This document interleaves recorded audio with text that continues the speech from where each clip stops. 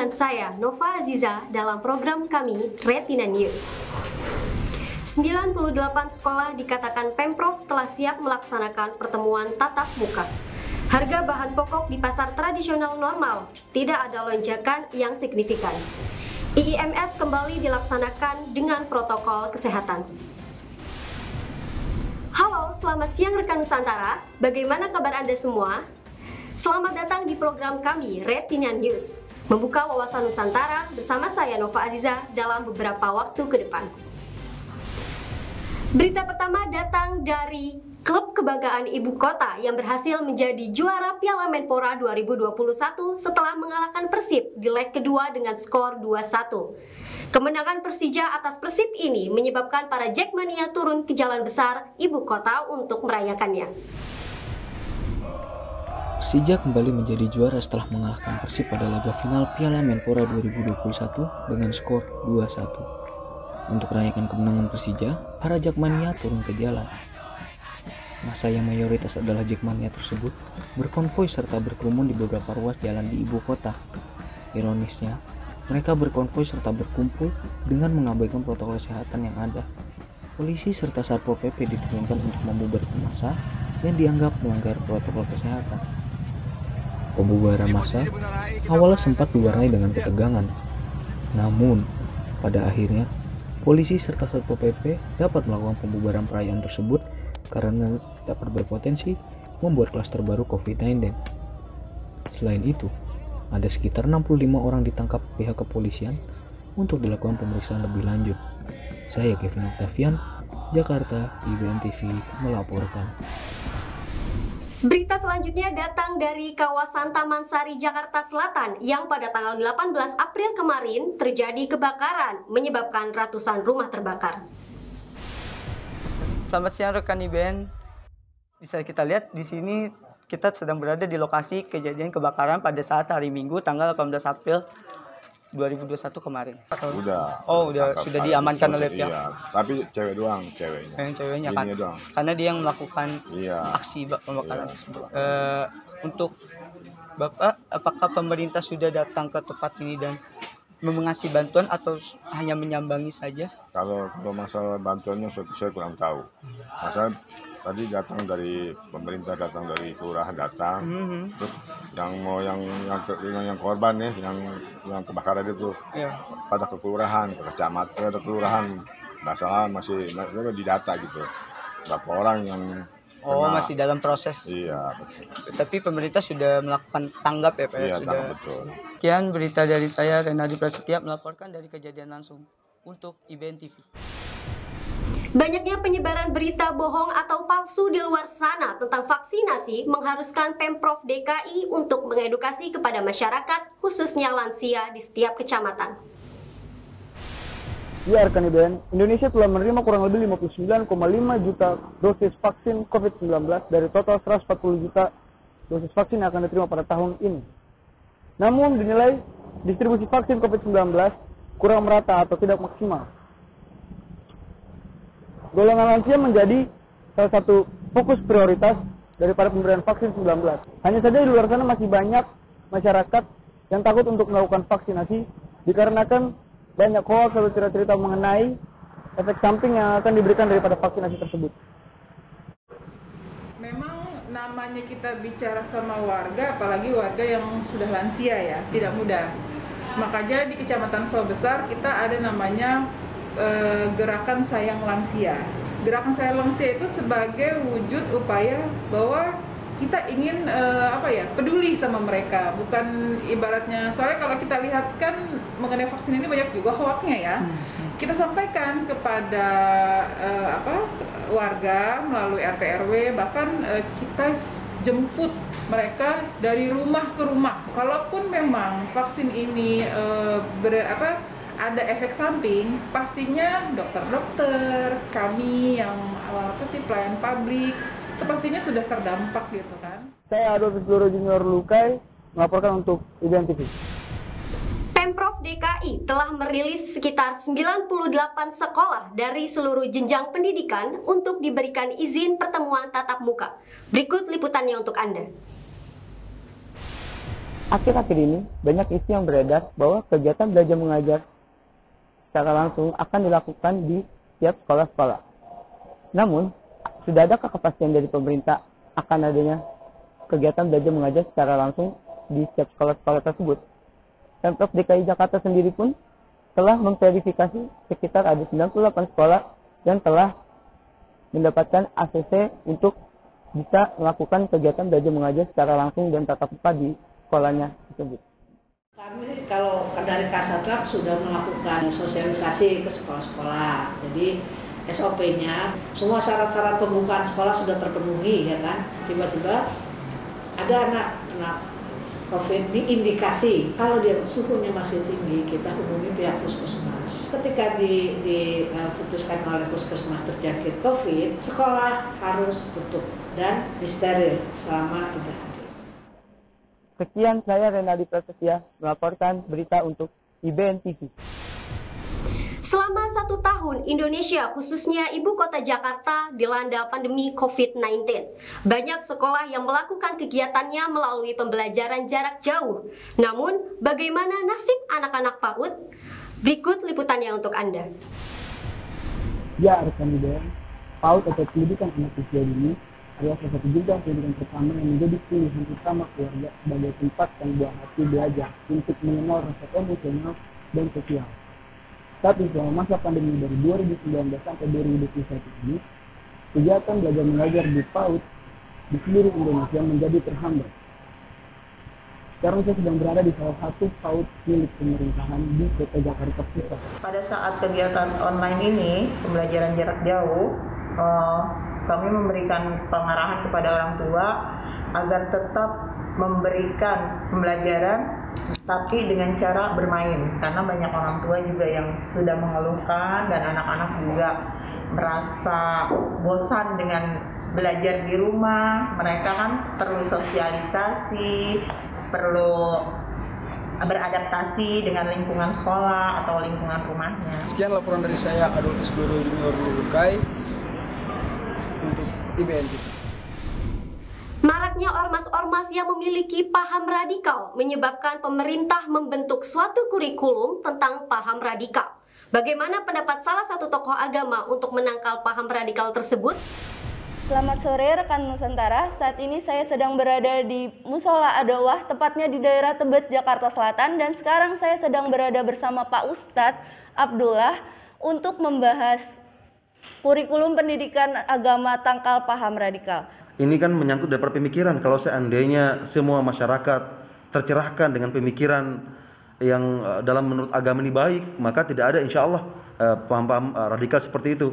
Dikarenakan menurut saya pribadi bahwasanya pemahaman radikal ini sangat meresahkan oleh warga, maka butuh peran daripada pihak pemerintah, lalu kemudian juga para cendekiawan-cendekiawan muslim, lalu kemudian menyusun sebuah kurikulum, lalu kemudian menangkal pemahaman ini. Maka untuk mengubah pemahaman ini, ya dengan pemahaman juga yang baik, karena apapun agamanya, terutama Islam itu sendiri, istilahnya sangat bertolak belakang dengan pemahaman radikalisme seperti itu. Demikian saya Kayla Alvareta laporkan langsung dari Tebet, Jakarta Selatan. Diberikannya izin pelaksanaan ibadah selama Ramadan oleh pemerintah maupun Pemprov DKI, apa saja hal yang harus dipatuhi oleh jamaah selama melakukan kegiatan ibadah di luar rumah? Simak liputannya untuk Anda. Selamat siang rekan Nusantara, saat ini saya sedang berada di Tebet, Jakarta Selatan untuk membahas perihal protokol kesehatan dalam ibadah puasa ini. Bagaimana menurut Bapak tentang protokol kesehatan ini dalam ibadah Ramadan tahun ini, Pak? Setahu saya selama Ramadan untuk protokol kesehatan untuk kita di musola ini, khususnya di musola, alhamdulillah para jamaah mereka melaksanakan 3M ya. Mereka memakai masker, menjaga jarak dan mencuci tangan. Dan untuk musola kita sudah alhamdulillah steril ya dari COVID ya, alhamdulillah jamaah semuanya. Dan kita juga anjurkan kepada jamaah untuk yang hadir, yang sholat tarawih ke musola, yaitu mereka yang sehat. Sedangkan yang sakit diharapkan di rumah. Demikian saya Yang Hui melaporkan dari Tebet, Jakarta Selatan. Menjelang diberlakukannya larangan mudik yang dimulai pada 6 Mei 2021, situasi dan kondisi terminal Kampung Rambutan terlihat kondusif dan terlihat sepi dari para pemudik. Selamat siang teman Nusantara. Saat ini saya melaporkan langsung dari Terminal Kampung Rambutan, Jakarta Timur, mengenai situasi saat ini di Terminal Kampung Rambutan. Untuk kondisi sampai saat ini di Terminal Kampung Rambutan masih alhamdulillah masih terkendali, masih aman. Dan untuk armada semua jurusan masih tersedia. Namun demikian hanya yang terkendala di penumpang. Penumpang sampai saat ini masih normal-normal aja, tidak ada peningkatan ataupun kenaikan. Kalau sekarang para calon penumpang itu mau pulang kampung ataupun mudik ya karena larangannya dari tanggal 6 sampai 17 Mei begitu ya. Baik, terima kasih ya Pak. Ya. Demikian saya Victor Hein melaporkan langsung dari Terminal Kampung Rambutan, Jakarta Timur. Beralih ke berita selanjutnya, selama Ramadan ini justru harga bahan pokok cenderung stabil dibanding bulan-bulan sebelum Ramadan. Namun justru pedagang mengeluh karena sepinya pembeli. Selamat siang teman Nusantara, saya melaporkan dari Pasar Pondok Gede, Jakarta Timur untuk melaporkan keadaan pasar di masa Ramadan dan pandemi ini. Kalau Ramadan ini kan ya stabil harganya stabil, cuman ya ini pembelinya kurang juga gitu. Harga masih stabil, harga lumayan turun daripada sebelum puasa. Sekarang udah mendingan turun ya. Iya. Keadaan sebelum puasa lumayan ramai, biarpun harga mahal tapi pembelinya ada. Ini puasa keadaannya sepi, harga stabil gitu, cuman pembelinya kurang gitu. Demikian saya Ridwan Gunawan melaporkan langsung dari Pasar Pondok Gede, Jakarta Timur. Polemik pembuatan tugu sepeda yang berlokasi di Jalan Sudirman, Jakarta mendapat banyak kritik karena besarnya pengeluaran biaya untuk pembuatan tugu tersebut. Bagaimana pendapat masyarakat umum terhadap pembuatan tugu tersebut? Simak liputannya. Selamat sore rekan Nusantara, saat ini saya sedang berada di Sudirman, Jakarta Pusat untuk melaporkan tentang pendapat masyarakat mengenai tugu sepeda. Kalau dikatakan setuju dengan adanya master ya selama itu positif ya selalu setuju ya. Tapi kalau hanya untuk gagah-gagahan aja ya kurang. Menurut saya sih kalau tentang tugu sepeda mungkin lebih kayak prasasti ya untuk peringatan bahwa orang-orang itu bahwa yang biker yang untuk bersepeda itu paling tidak ada penghargaan, ada sarana. Dengan adanya tugu sepeda itu paling tidak mereka ada warningnya tuh, udah safety-nya tuh udah merasa diperhatikan. Relationship-nya antara pemakai masyarakat sama pemerintah, mungkin seperti itu ya. Demikian saya Liang Hui melaporkan dari Sudirman, Jakarta Pusat. Setelah 1 tahun tidak adanya event otomotif, IIMS kembali diselenggarakan dan menjadi satu-satunya event otomotif yang pertama kali digelar setelah masa PSBB berlangsung. Berita tadi akan kami sajikan setelah komersial break. Tetap bersama kami di Retina News.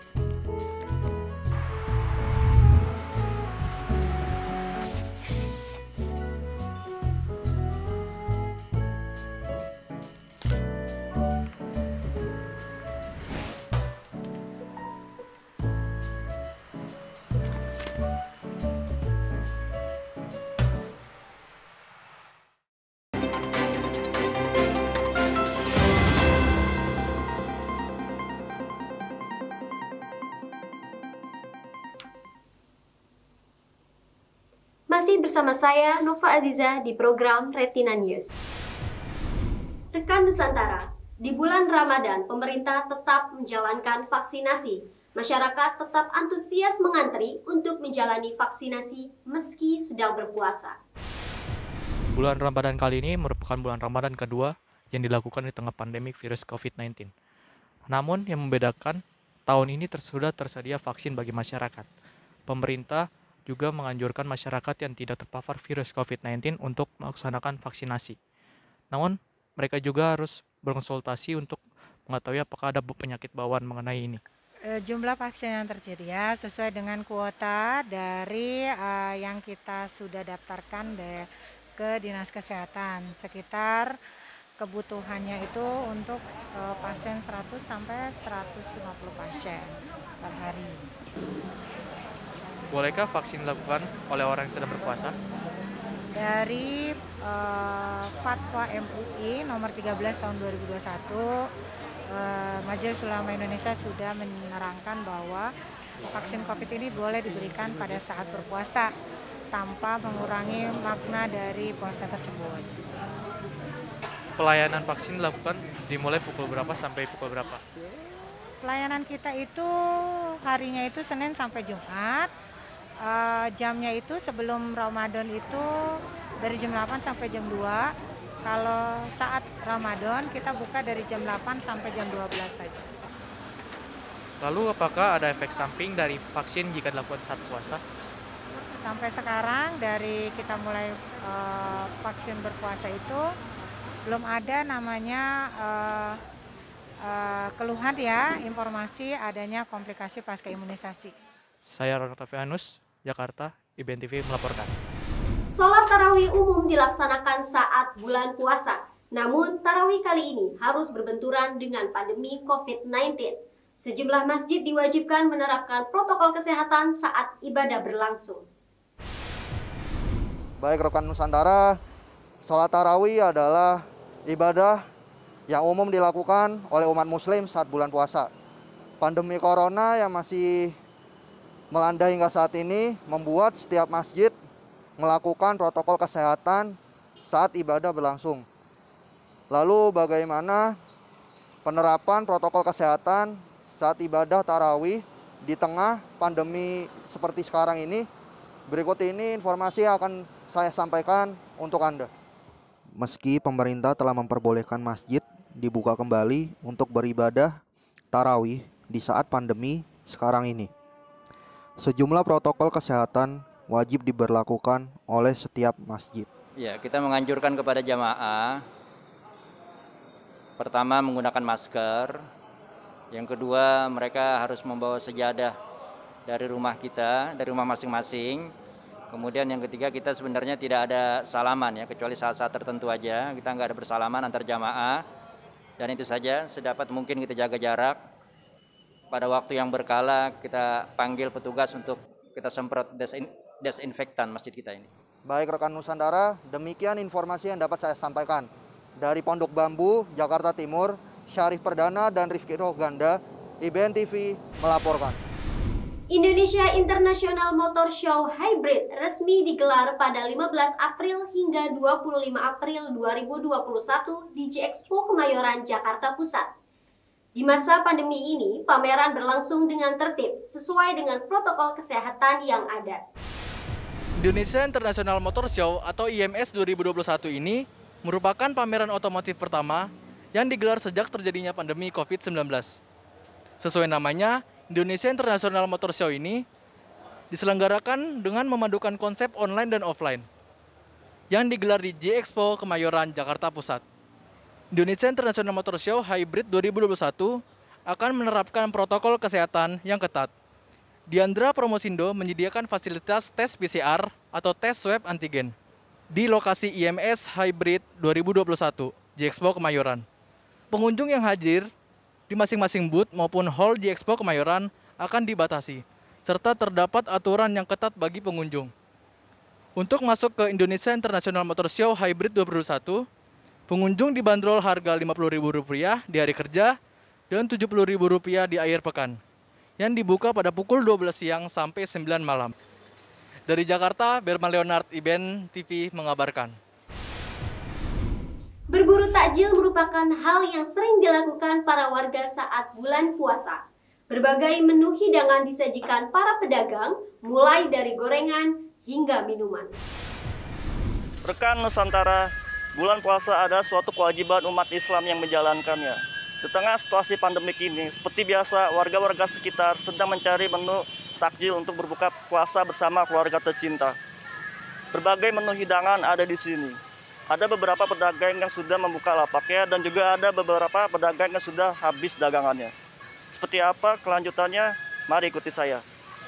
Buka puasa tinggal menghitung jam lagi. Apalagi di saat menjelang berbuka puasa, masyarakat mulai disibukkan dengan berburu hidangan pembuka puasa. Para pedagang takjil mulai membuka lapaknya. Warga-warga sekitar mulai berburu takjil untuk disantap bersama keluarga. Berbagai menu hidangan ada di sini. Mulai dari berbagai macam gorengan hingga lontong merupakan menu yang paling sering dicari oleh masyarakat. Baik rekan Nusantara, demikian informasi yang saya dapat sampaikan dari Pondok Bambu, Jakarta Timur. Rizky Roganda, Syarif Perdana Putra, IBN TV melaporkan. Di saat bulan suci Ramadan, sejumlah taman menjadi pilihan untuk berolahraga dan bersantai sambil menunggu waktu berbuka puasa. Salah satunya di Taman Lapangan Banteng, Jakarta Pusat.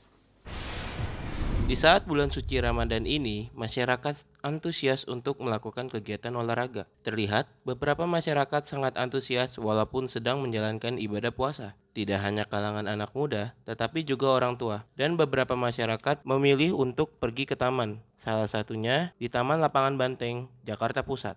Mereka yang memilih datang ke Taman Lapangan Banteng ini biasanya datang bersama teman ataupun keluarga. Sambil menunggu waktu berbuka puasa, Lapangan Banteng biasanya menjadi tempat favorit masyarakat untuk berolahraga, terutama olahraga jogging, maupun hanya berduduk-duduk santai. Dan masyarakat pun tetap menerapkan protokol kesehatan dalam menjalankan aktivitas olahraga, guna mencegah penularan COVID-19. Protokol kesehatan udah cukup baik ya, tadi pas kita masuk juga dicek KTP 2 orang, terus cek suhu juga sama suruh cuci tangan, pokoknya itu udah lumayan baik lah di sini. Terus di sini jaga jaraknya juga aman banget. Dari Jakarta, Andreas Aditya Pratama, IBN TV mengabarkan. Bagi para umat muslim, ngabuburit merupakan hal yang lumrah dilakukan sembari menunggu waktu berbuka puasa. Dan beberapa orang memilih untuk ngabuburit di luar rumah, salah satunya di kawasan Pantai Ancol, Jakarta Utara. Para umat muslim khususnya di Indonesia biasanya akan melakukan aktivitas di sore hari atau yang biasa disebut ngabuburit sembari menunggu waktu berbuka puasa. Beberapa ada yang memilih ngabuburit sembari mencari takjil, namun beberapa juga ada yang memilih untuk pergi ke tempat wisata. Salah satunya di kawasan Pantai Ancol, Jakarta Utara.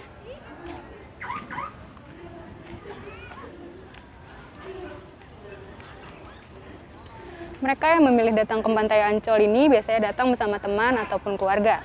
Sembari menunggu waktu berbuka, para pengunjung biasanya akan menggelar tikar untuk duduk-duduk santai, bermain air, atau bermain layangan.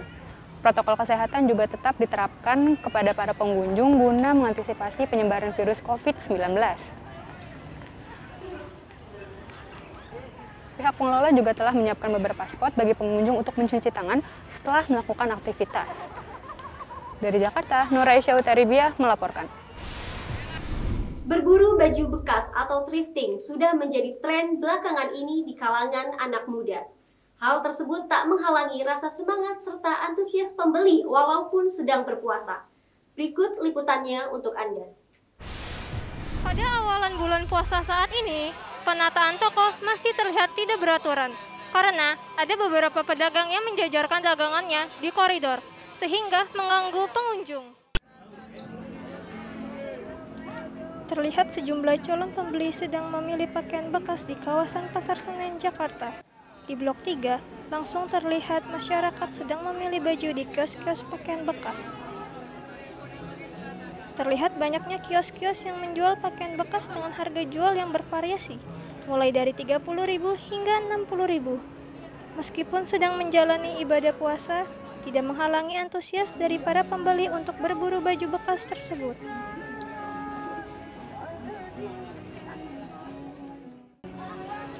Sekian berita yang bisa saya sampaikan mengenai berburu baju bekas di Pasar Senen selama bulan puasa. Saya Nada Lintan dan kameramen Deanur Aisyah, IBN TV melaporkan. Saat bulan Ramadan, masyarakat mempunyai tradisi berburu pakaian muslim untuk dikenakan di hari raya nanti. Salah satu tempat yang menjadi pusat perburuan baju muslim saat Ramadan ialah Pasar Tanah Abang. Seperti apa suasana di Pasar Tanah Abang saat ini? Simak liputannya. Seperti yang terlihat di belakang saya, banyak penjual dan pembeli di Pasar Tanah Abang yang sangat antusias untuk menjual dan berburu baju lebaran. Dan penjual pun menawarkan pakaian untuk semua jenis kalangan, dari anak-anak hingga dewasa. Pada saat Ramadan, Indonesia sebagai negara dengan mayoritas beragama muslim memiliki tradisi berburu pakaian baru untuk dikenakan saat lebaran nanti. Meskipun baru memasuki bulan suci Ramadan, masyarakat sudah sangat antusias untuk mencari pakaian baru. Dikarenakan tidak ingin berdesakan dengan yang lain, mengingat pandemi COVID-19 ini. Tidak hanya untuk kaum wanita saja, namun ada juga produk muslim untuk kaum laki-laki mulai dari baju koko, sarung, peci, dan sebagainya.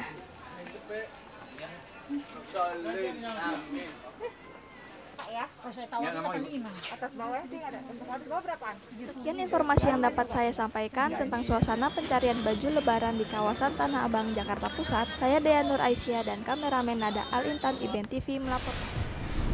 Pandemi membuat keefektifan mengajar tetap berjalan seperti biasa, meski harus secara virtual ditambah memasuki bulan puasa. Tidak membuat patah semangat para guru dalam mengajar. Baik rekan Nusantara, keefektifan mengajar salah satu yang menjadi polemik hingga saat ini. Terlebih lagi sudah memasuki bulan puasa. Lalu seberapa efektifkah mengajar di tengah bulan puasa ini? Berikut ini info yang akan saya berikan untuk Anda. Semenjak pandemi, ditambah dengan masuknya bulan suci Ramadan ini, para guru harus dihadapkan dengan mengajar secara virtual. Pekerjaan yang tentunya jarang dilakukan, meski dalam konteks yang sama, yaitu mengajar. Kendala yang dihadapi tentunya sangat berbeda, di mana biasanya guru mengajar secara tatap muka dengan para murid, sekarang hanya terbatas lewat virtual. Kendalanya itu mungkin not easy to grow up the student motivation. Untuk menumbuhkan motivasi siswa itu. Kan misal anak itu 6:30 di bulan Ramadan ini, 6:30 harus sudah on time, kita tadarus. Nah, misteri itu sebelum jam 6.30 harus sudah standby di Google Meet tersebut. Itu tidak mudah. From 36 students itu paling ada 15 student yang langsung join on time. Yang lainnya come late join. Dalam belajar pun memang seperti itu. Baik rekan Nusantara, demikian informasi yang dapat saya sampaikan. Syarif Perdana dan Rifki Roganda, IBN TV melaporkan. Adanya pandemi virus COVID-19 mengakibatkan pembelajaran harus dilakukan secara virtual. Lalu, bagaimana agar kita tetap dapat meningkatkan keterampilan selama belajar di rumah? Simak liputannya. Sudah 1 tahun lebih sejak pembelajaran dilakukan secara online atau daring, baik pembelajaran tingkat SD, SMP, SMA, atau bahkan perkuliahan. Karena pembelajaran daring ini, kita jadi memiliki banyak waktu di rumah. Waktu luang di rumah ini bisa kita manfaatkan untuk mengasah skill atau kemampuan kita, terutama bagi teman-teman mahasiswa. Untuk mengembangkan skill, kita bisa mulai dengan mengenali minat diri. Apa yang paling kita suka dan bisa mulai untuk mengembangkannya. Kalau mengasah skill selama perkuliahan, kalau saya kan dari IT, untuk mengasah skill itu saya belajar sendiri di luar materi kuliah, terus lebih mengorbankan banyak waktu. Contoh mengorbankan waktu, meminggirkan waktu-waktu yang tidak ada kaitannya dengan untuk mengasah skill itu. Contoh saya seperti coding, seperti itu. Dari Jakarta, Nuraisyah Hutaribia, IBN TV melaporkan. Setelah ini kita akan membahas topik yang menarik tentang perkembangan pendidikan di tengah pandemi. Jangan kemana-mana, tetap di Retina News.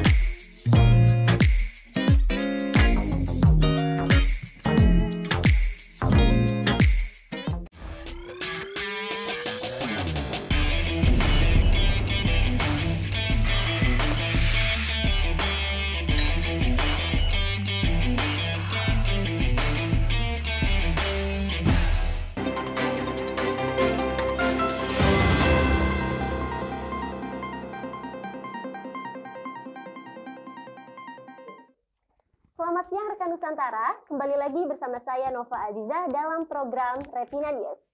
Di dalam segmen ini, kita sedang berada dalam program talk show dengan tema perkembangan pendidikan di masa pandemi.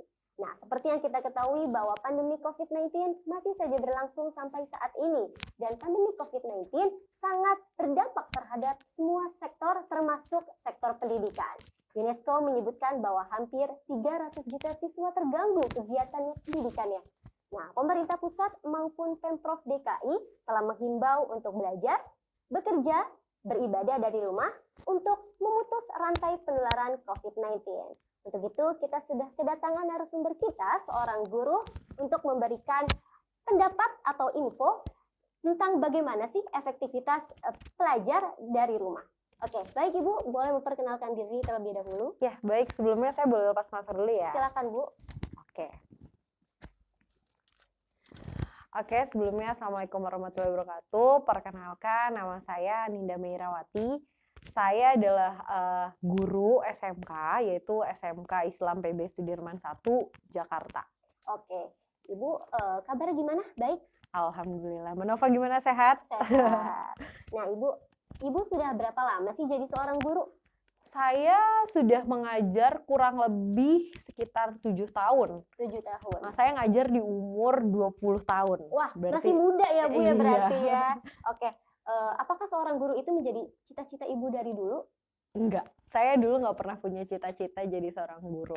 Sama sekali nggak pernah terbesit di dalam impian saya untuk saya itu jadi guru. Nggak ada sama sekali. Tapi jalannya seperti ini saya harus syukurin. Mungkin Allah memberikan saya pekerjaan ini tujuannya untuk ibadah di dunia akhirat sih. Oke, berarti Ibu happy banget nih ya Bu ya jadi seorang happy guru banget, ya. alhamdulillah. Oke, nah Ibu sekarang kan lagi zamannya daring ya, belajar online. Nah, menurut Ibu tuh tantangan apa sih yang Ibu hadapi dari seorang ibu? Tantangan belajar online di era pandemi ya Mbak Nova ya.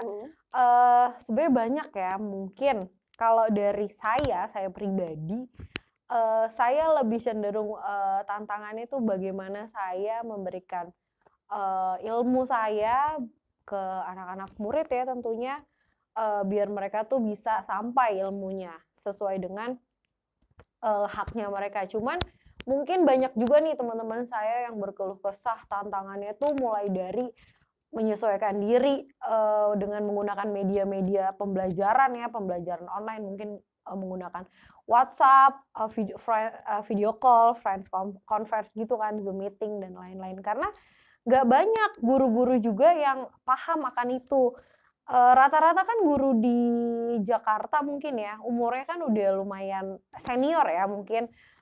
Nggak banyak juga sih guru-guru muda yang sekarang guru-guru muda tuh yang benar-benar eksis banget, makanya mereka untuk guru-guru yang sudah senior ya belajar dari guru-guru yang muda gitu. Makanya tantangan terbesarnya adalah media pembelajaran yang harus lebih dikembangin lagi gitu. Oke, berarti media pembelajaran itu sangat penting ya Bu di masa penting pandemi banget. seperti ini. Guru juga harus up to date sih. Oke. Gimana pembelajaran yang nyaman dan enak diterima oleh murid tentunya. Oke. Nah, kemudian kurikulum PJJ selama pandemi ini sama nggak sih Bu sama seperti sebelum pandemi? Oh beda banget. Bedanya gini, sebelum kita pandemi ya, mostly udah hampir 1 tahun lebih ya, kita tuh masih menggunakan kurikulum 2013 revisi. Nah, setelah itu adanya pandemi yang benar-benar mendadak banget, kita kaget gitu ya, maksudnya kita sudah mempersiapkan kurikulum dalam jangka waktu 1 tahun gitu. Tiba-tiba di lockdown untuk tidak boleh ketemu dan tidak boleh bertatap muka antara murid dan guru gitu kan. Artinya kita harus merubah prosesnya dong, proses belajar mengajar ya, yang tadinya tatap muka harus diubah menjadi daring gitu kan, online. Ada kurikulum-kurikulum tambahan, artinya kurikulum darurat yang dipakai dengan persetujuan dan undang-undang yang sudah disesuaikan oleh kebutuhan. Karena kita SMK di sini, paling sulit adalah gimana caranya anak-anak itu bisa praktek walaupun di rumah, gitu kan. Akhirnya kan banyak nih kurikulum yang bukan cuma sekolah SMK Sudirman ya, banyak juga sekolah-sekolah yang akhirnya membuat kurikulum darurat gitu, menyesuaikan poin-poin yang sudah ada di undang-undang kayak gitu-gitu. Oke. Nah, Ibu setuju nggak sih banyak yang berpendapat bahwa di masa pandemi ini guru cenderung hanya memberikan tugas tanpa mengajarkan lebih detail kepada anak muridnya. Itu Ibu setuju nggak, Bu? Setuju banget. Setujunya kenapa? Karena saya merasakan gini, saat saya belajar dan ngajar online, kita cenderung akhirnya bosan. Iya nggak sih? Bosan, terus kita juga akhirnya gimana ya caranya agar kita tuh nggak bosan. Ya udah, karena udah saking bingungnya materi pembelajarannya mungkin sesuai RPP yang dibuat juga udah terpenuhi, kan sisanya praktek ya. Gimana nih caranya? Makanya kita sebagai guru mungkin ya nggak semua guru sih, mungkin ada beberapa guru yang akhirnya memberikan tugas aja tanpa ngajar gitu kan, tanpa dia melakukan kewajiban dia sebagai seorang guru. Tupoksinya kan seperti itu ya, untuk memberikan pembelajaran sesuai dengan tupoksinya mereka, ngajar dan memberikan pendidikan yang baik untuk siswa-siswanya. Banyak juga guru-guru yang akhirnya main aman aja lah gitu kan. Iya, benar gitu. Itu beban juga untuk guru-guru yang sesuai dengan SOP-nya ngajar kayak gitu. Nah, terus dari PJJ ini gimana sih, Bu, reaksinya siswa-siswa itu, Bu? Reaksinya banyak banget. Jadi reaksinya itu ada yang senang, terus juga ada juga yang bosan juga kali ya, karena mereka nggak ada persiapan sama sekali untuk PJJ. Gimana ada persiapan? COVID datang di bulan Februari ya, masuk Indonesia kalau nggak salah. Terus Maret tiba-tiba sekolah semua udah mempersiapkan ujian nasional, tiba-tiba di lockdown. Nggak ada persiapan sama sekali gitu. Jadi reaksinya tuh beda-beda. Ada yang seneng karena belajar di rumah selama hampir 1 tahun lebih, tapi ada juga yang mereka bosen gitu. Nah, untuk menghadapi yang kebosanan itu, Bu, dari seorang siswa itu gimana harusnya? Nah, itu dia. Jadi yang tadi saya awal jelaskan ya, Mbak Nova, kan saya di sini kan guru SMK. Ternyata dari kebosanan-kebosanan mereka ada juga sisi positif dan negatifnya. Ada beberapa kasus ya di sekolah saya, artinya kasus positif ya. Di sini karena mereka bosan belajar online, akhirnya mereka coba untuk cari freelance kerjaan gitu kan. Karena mereka SMK dan mereka punya skill, mereka mampu gitu kan. Jadi buat nambah pemasukan juga iya, ya. jadi mereka saat lagi belajar online gitu, mereka coba-coba iseng magang gitu kan, PKL dari sekolah. Ternyata dari pihak perusahaan serak gitu, akhirnya mereka dipanggil untuk kerja. Jadi sekarang pemerintah juga mencanangkan ya untuk proses PKL atau magang itu 1 tahun minimal gitu. Makanya dampak pembelajaran jarak jauh ini PJJ tuh banyak banget dampak positif dan negatifnya. Positifnya itu anak-anak jadi bisa explore untuk ternyata tuh mereka nggak harus belajar aja loh di rumah, mereka juga bisa kerja gitu. Skillnya juga. Iya, cuman kasihannya yang negatifnya ini nih, anak-anak udah saking bosannya, ya udah mereka ya udah males-malesan aja gitu. Jadi memang peran orang tua dan guru ini sangat-sangat perlu untuk memotivasi anak-anak. Gitu. Nah, kemudian menurut Ibu nih, hal spesifik apa yang membedakan antara PJJ sama tatap muka? Tentunya reaksinya ya, karena gini loh, kalau kita ketemu sama anak murid gitu kan, pasti kan reaksi pembelajaran feedback antara guru dan murid itu beda dong, kelihatan banget. Cuman kalau seandainya PJJ, reaksinya juga akan slow respon. Contoh gini, kita ngajar Zoom meeting ya, ketemu untuk tatap muka selama 1 jam gitu kan, 1 jam. Kalau 1 jam di sekolah itu kan sebenarnya 45 menit doang ya, berapa ya? 45 menit. Berarti kan kalau 2 jam sekitar 1,5 jam ya, 90 menit ya. Nah, di sini kalau kita ngasih informasi atau materi, saat kita ngasih tugas online, mereka slow respon. Iya, benar. Dikasih deadline nih seandainya, oke, hari ini jam 12 harus dikumpulkan ya. Kalau nggak dikumpulin berarti nanti nilai kalian minus gitu kan. Ada juga yang akhirnya, oh ya udah deh Bu, minggu depan aja ya gitu-gitu. Kita kan sebagai guru juga harus, nggak bisa kita saklek, kita harus tarik ulur. Gimana anak-anak tuh juga biar bisa nyaman, biar materi yang disampaikan juga bisa mereka juga bisa, kita transfer ilmunya juga lebih baik gitu loh Mbak Nova. Oke, berarti kan daring ini kan sudah berlaku dari 1 tahun terakhir 1 ini tahun ya, Bu, lebih, ya ya? benar. Nah kemudian ada nggak sih Bu penurunan kemampuan dari para siswa Bu? Oh banyak, yang tadi saya bilang tuh, mulai dari mereka akhirnya slow respon untuk ngumpulin tugas, artinya kan berarti penilaian sikap, ya kan? Mereka sikap seperti itu terhadap guru kan akhirnya yang tadinya disiplin jadi nggak disiplin, ya kan?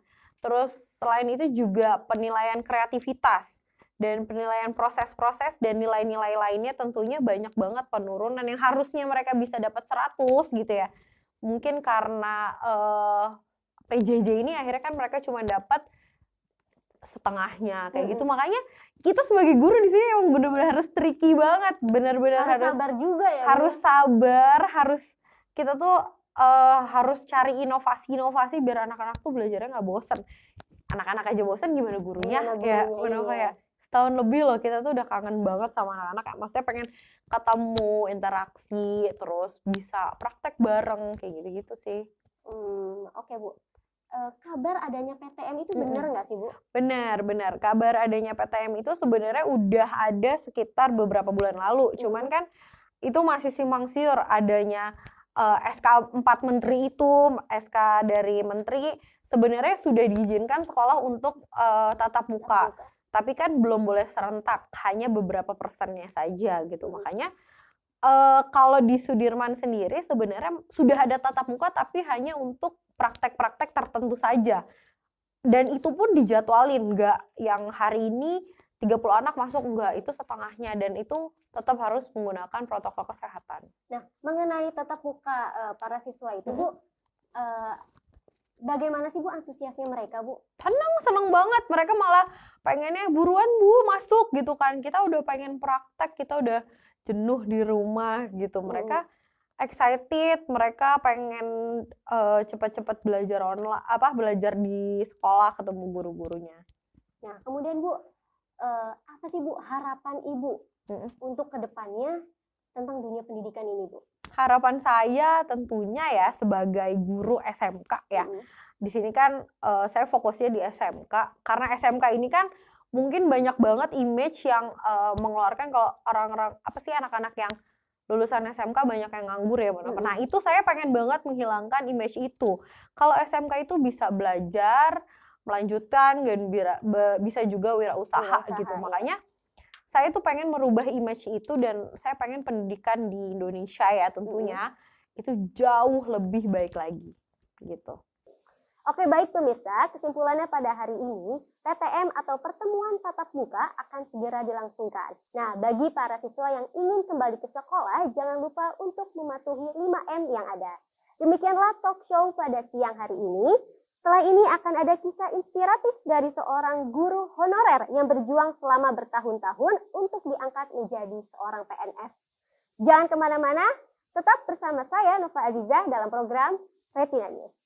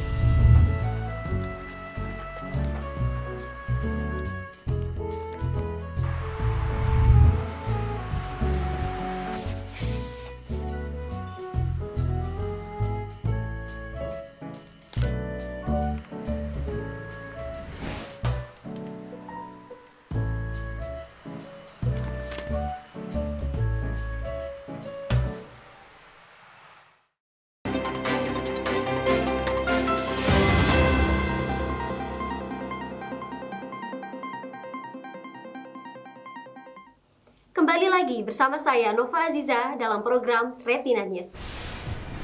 Ramadan tahun ini sedikit berbeda dari Ramadan sebelumnya. Meski sama-sama di tengah pandemi, masyarakat tetap dapat melakukan kegiatan ibadah tarawih dengan kapasitas tertentu. Bagi rekan Nusantara yang ingin tetap mengikuti kegiatan ibadah tarawih di luar rumah dengan aman, berikut beberapa tips dari kami untuk Anda. Assalamualaikum warahmatullahi wabarakatuh.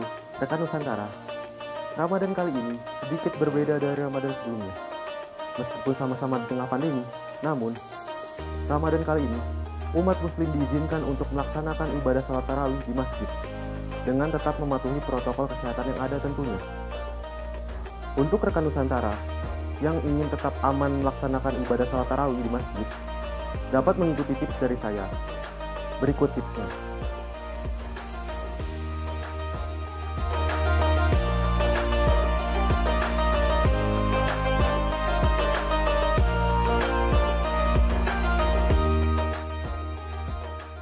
Hal pertama yang dapat kita lakukan adalah mengambil wudhu di rumah agar menghindari antrian dan keramaian di area wudhu masjid.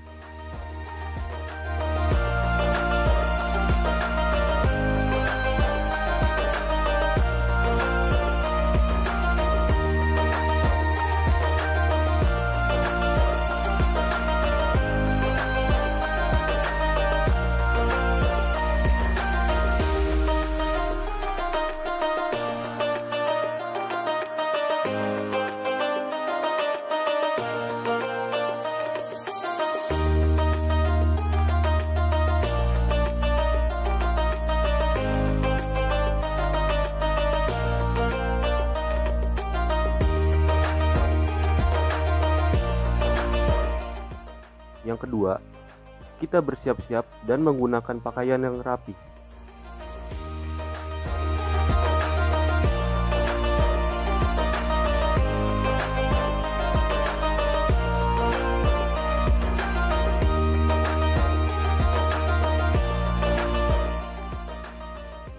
Jangan lupa untuk membawa peralatan ibadah masing-masing dari rumah sendiri.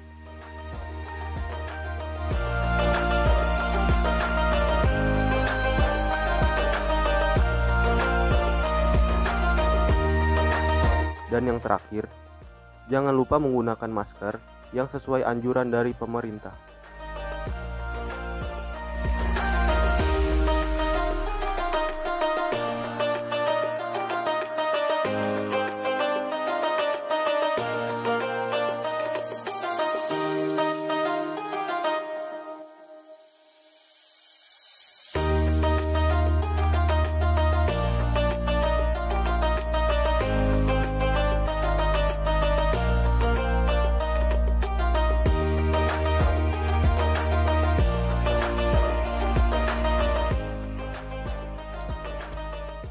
Selama berada di dalam masjid, disarankan untuk selalu menjaga jarak serta menghindari kontak fisik dengan jamaah lainnya.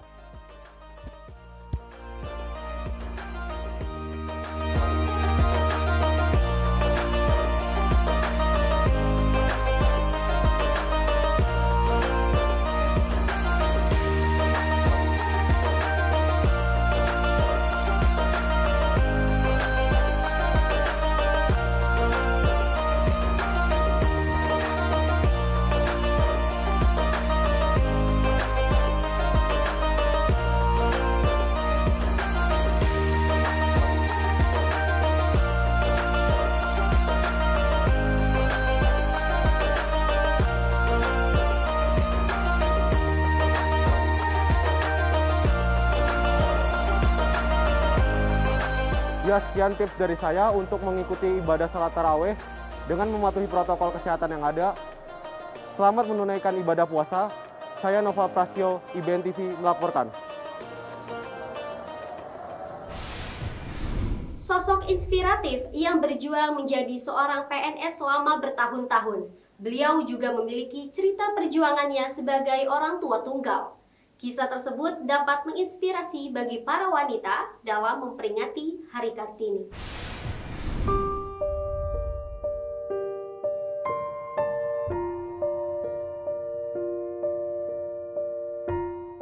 Asal mula saya menjadi PNS, biasa ya seperti yang lain-lain prosesnya. proses step by step, pemberkasan, terus ujian segala macam, ya kan. Ujiannya itu berada di di Senayan dengan ribuan orang ya yang ikut mau jadi PNS juga. Tapi karena saya semangat dan ingin maju, saya tetap berjuang dan berjuang. Walaupun di dalam perjuangan itu tentunya harus berkorban dan tentunya air mata pun itu selalu mengalir dalam diri saya, dalam mata saya, karena saya berjuang sendiri, ada kesulitan apapun saya sendiri, dan saya selalu berdoa sama Allah, semoga perjuangan saya, pengorbanan saya, dan air mata saya suatu saat berbuah manis, hingga saya bisa mencapai seperti sekarang ini. Saya bisa seperti sekarang ini itu tidak luput dari doa orang tua saya. Orang tua saya sekarang, apalagi mama saya sudah tidak ada. Dia yang begitu andil banyak terhadap saya, yang setiap hari mendoakan saya, setiap hari puasa untuk memuasakan saya, supaya katanya keinginan anaknya itu tercapai. Tapi memang saat ini memang sudah tercapai, tapi saya ada rasa sedih dalam hati saya. Setiap saya punya rezeki yang lebih, saya ingat ibu saya. Tapi hal itu tidak menghilangkan semuanya. Setiap saya mempunyai rezeki berlebih, saya selalu sedekahkan kepada masjid, pada anak yatim piatu, dan suratul Fatihahnya saya kirimkan pada beliau. Yang saya kangenin adalah, saya tuh pengen banget ketemu dengan anak-anak, kangen banget canda tawanya, ya kan, kepolosan mereka dalam bersosialisasi dengan teman, ya kan, dalam mengutarakan pendapat dia terhadap gurunya. Kan ada anak murid yang kritis gitu kan, ibu ini apa, ibu ini apa. Jadi seolah-olah saya tuh dipacu untuk terus memberikan keterangan pada mereka. Tapi kalau belajar di rumah seperti ini, kayak COVID pandemi ini, rasanya saya juga stres ya. Bukan hanya saja orang tuanya, anaknya, tapi gurunya juga kayaknya stres semuanya.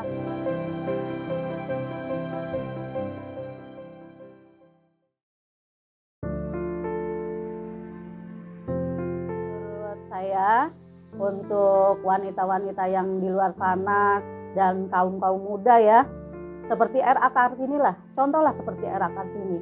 Berjuang tanpa mengenal batas, tanpa mengenal lelah, tidak ada perbedaan antara laki-laki dan perempuan.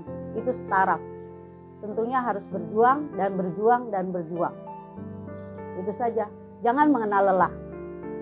Istilahnya, raihlah apa yang Anda cita-citakan, apa yang Anda mau.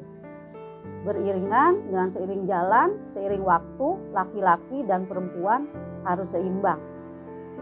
Jadi tidak ada yang perempuan itu di bawah, laki-laki ibaratnya di atas. Sekarang banyak kan semua dipegang sama perempuan, kan berarti hebat. Dan tentunya itu memerlukan perjuangan yang tiada henti, pokoknya intinya tetap semangat. Dan jangan gampang menyerah. Toh akan indah pada waktunya. Itu benar-benar saya alamin benar, akan indah pada waktunya. Walaupun saya bersusah-susah awalnya, tapi toh akhirnya sekarang saya nikmatin. Kok kayaknya manis rasanya, buah itu rasanya manis. Subhanallah, pokoknya tiada tara. Itu aja. Saya sih cuma minta generasi muda tentunya lebih dari yang sekarang, generasi-generasi yang sudah tua lah ibaratnya. Harapan bangsa kalian semua. Ibu yakin kalian pasti bisa. Tetap semangat.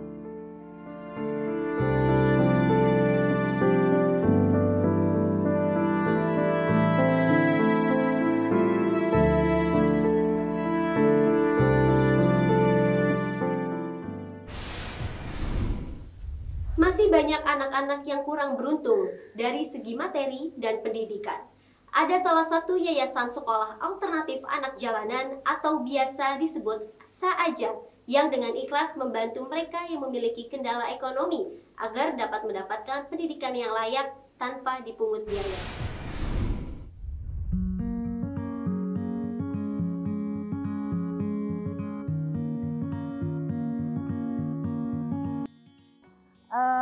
Saja adalah suatu bentuk kepedulian dari seorang almarhum Farid Paki terhadap pendidikan, terutama pendidikan untuk anak-anak dari masyarakat marginal. Jadi memang saja ini dibangun untuk memberikan pendidikan, terutama pendidikan usia dini kepada masyarakat, kepada anak-anak dari masyarakat marginal. Jadi awal berdiri itu di tahun 2000, namanya Sekolah Rakyat Miskin. Kemudian anak-anak yang kami bina dan kami asuh ini tidak hanya dari anak-anak yang memang berada di jalanan, tapi juga anak-anak dari keluarga prasejahtera. Kita memberikan fasilitas pendidikan ini agar mereka juga tidak turun ke jalan. Jadi kita mengadakan sekolah ini agar mereka bisa merasakan pendidikan sama seperti teman-teman lainnya yang memiliki ekonomi yang lebih baik dari mereka. Kalau lebih banyak sukanya sebenarnya ya, karena saya melihat sebenarnya alhamdulillah tuh anak-anak itu sangat semangat sekali belajarnya dan mereka sangat antusias sekali. Tapi paling yang sedihnya itu kalau misalkan memang biasanya terkendala dengan sebenarnya dari pihak orang tua. Jadi bagaimana juga orang tua ini kadang kurang mensupport anak-anaknya. Sebenarnya pendidikan itu kan tidak hanya berada di sekolah. Jadi pendidikan yang utama itu adalah sebenarnya ada di dalam keluarga. Jadi bagaimana orang tua juga bisa mensupport anaknya, mendampingi anaknya untuk bisa mendapatkan pendidikan yang lebih baik. Jadi yang kalau sukanya sih lebih senang ya kalau ketika mereka mengerti apa yang kita ajarkan, terus kadang mereka juga dengan bahasa lugunya mereka bercerita ya tentang permasalahan mereka. Dan kalaupun jadi kadang anak-anak ini banyak juga yang sebenarnya bagi kita tuh sederhana ya, simpel, tapi buat mereka tuh ada suatu kebanggaan karena ketika saya ataupun Bu Nunung memberikan perhatian lebih dengan mengucapkan kata sayang ataupun belayan ke mereka, itu mereka bahagia banget dan mereka sampai terheran-heran, kok Bu Guru ngomong ke aku sayang, emang Bu Guru sayang sama aku. Jadi kita sampai yes gitu loh, di hati tuh kayaknya emang kamu nggak pernah bilang sayang sama mama, nggak pernah. Terus kamu nggak pernah dibelai sama mama di rumah, nggak pernah. Jadi kadang itu yang saya sama Bu Nunung tuh buat nyentuh banget gitu. Jadi sesimpel itu gitu. Jadi makanya saya kadang suka memberikan sama orang tua, senakal-nakalnya anak ya mungkin memang itu wajar ya namanya nakalnya anak. Tapi setidaknya kita memberikan perhatian ketika mereka mau tidur itu, entah itu ucapan sayang ataupun belayan ataupun pelukan hangat, itu akan membuat anak lebih merasa nyaman. Mereka merasa dilindungi oleh orang tuanya. Jadi nggak usah perlu jauh-jauh, tapi dilihat biasanya kan kalau kayak entah itu di kampus atau di pada saat kita berjalan dari rumah menuju kampus tuh biasanya banyak anak-anak yang memang entah itu anak jalanan ataupun memang mereka berada di jalan untuk membantu orang tuanya. Jadi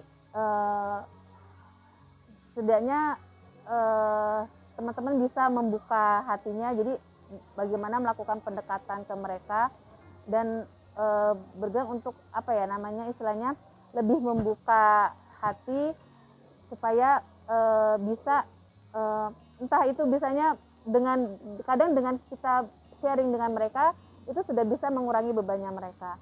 Kemudian juga biasanya dari obrolan itu bisa mengajak teman-teman yang lainnya dan kemudian dari situ mungkin bisa membuat suatu entah itu kelompok belajar ataupun kelompok misalkan bisa kakak juga mengajarkan ilmu, berbagi ilmu, entah itu kreativitas ataupun hal-hal positif lainnya yang bisa membuat mereka hidup mereka menjadi lebih baik lagi.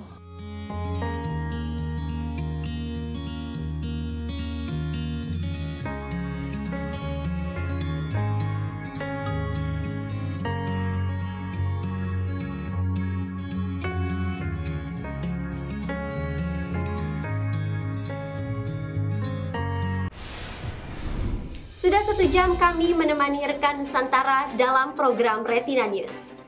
Sekian berita yang dapat kami sampaikan hari ini. Tetap jaga diri dan patuhi protokol kesehatan 5M.